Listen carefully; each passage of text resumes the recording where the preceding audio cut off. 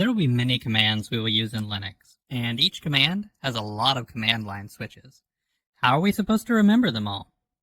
As we use a command repeatedly, we'll learn everything about it and memorize what each option does. But in the beginning, we might forget about these options after just one or two uses. That's why Linux gives you multiple ways to access help manuals and documentation right at the command line. Let's say you want to see that long listing format with ls to get a good look at file permissions, but you forgot what the correct option was. Was it -p for permissions? We can get a quick reminder with ls-help.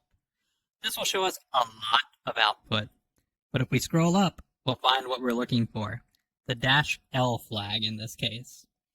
You can see how command line options are sorted alphabetically and described with short text.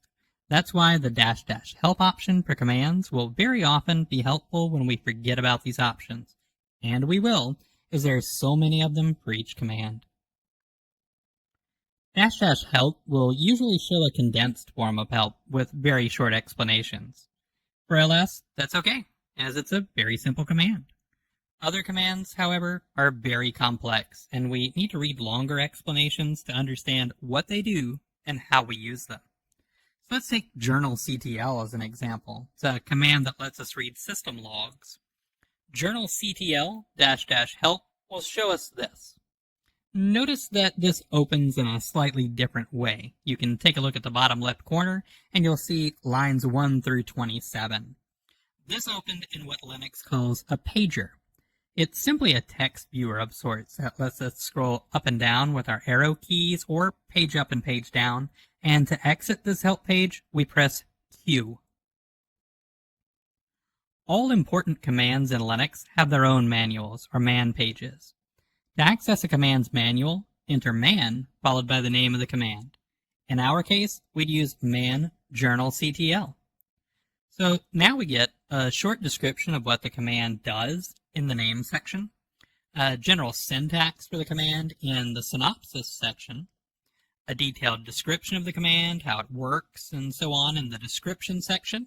There could be a detailed description of command line options in the options section, and some manual pages even have some examples near the end of the manual. Sometimes you'll have two manual pages with the same name. An example is printf. Printf is a command, but printf is also a function that can be used by programmers. Manual pages can fall into one of these categories or sections, and we can see these by looking at the man page for man itself by typing man.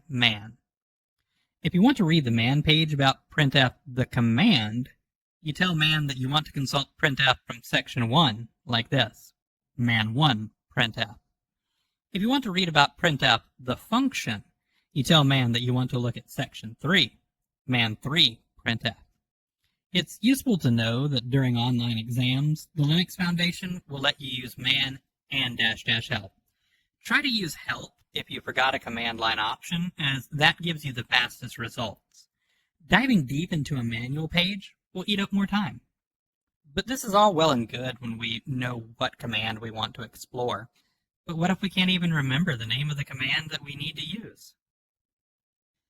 Imagine you forgot the name of the command that lets you create a new directory. How would you search for it? Apropos is a command that lets you search through man pages. It looks at the short descriptions of each man page and tries to see if it matches the text we entered. For example, with this line, we can search for all man pages that have the word director in their short descriptions. We'll use director and not directory. Director will match commands that contain the word directory, but also ones that contain directories. So we keep it more generic this way. The first time we run apropos director, we'll get an error. That's because apropos relies on a database. A program must refresh it periodically. Since we just started this virtual machine, the database hasn't been created yet. We can create it manually with sudo mandb. On servers that have already run for days, there should be no need to do this, as it will be done automatically. Now the apropos command should work.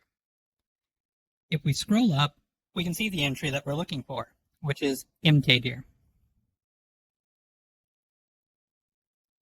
but those are a lot of entries. It makes it hard to spot what we're looking for.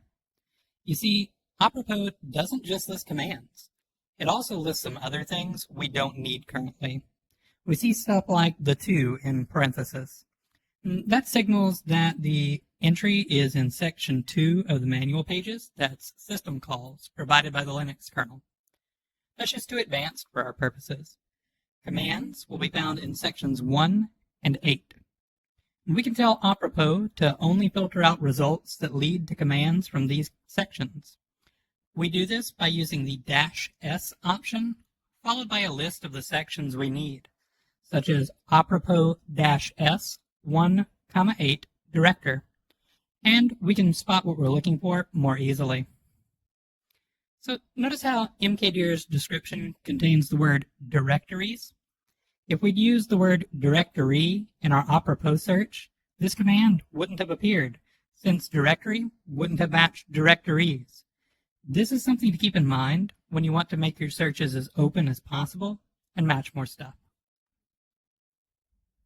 Another thing that'll save you a lot of time is auto-completion. For example, type systemc and then press tab. That'll give you systemctl. Although this is not technically system documentation, it can still be helpful. Many commands have suggestions on what you can type next. For example, try this. Type systemctl, add a space after the command, but don't press enter, and now press tab twice. You'll get a huge list of suggestions. This can help you figure out what your options for that command are. Although you should not always rely on it, it's not necessary that absolutely all options are included in this suggestion list. So let's do a little more. Add to that list-dep, and then press tab. You'll see that indencies will get added to the end, and you get systemctl list-dependencies. This is tab auto-completion, and many commands support it. When you press tab once, if your command interpreter can figure out what you want to do, it will automatically fill in the letters. If there are many autocomplete options and it can't figure out which one you want, press tab again, and it will show the list of suggestions we observed earlier. These will be huge time savers in the long run, and they might even help you in the exam to shave off a few seconds here and there, which might add up and let you explore an extra question or two. Tab suggestions and auto-completions also work for file names or directory names. For example, try typing ls/u and then hitting tab. That'll give you /usr/. Now, if you do it again, so press tab 2 more times, you can see the directories available in /usr/ without even needing to explore this directory with ls beforehand. And if we had a long file name like wordpress_archive.tgz, we might be able to just type WOR, press tab, and that long name will be auto-completed. Here's a recommendation.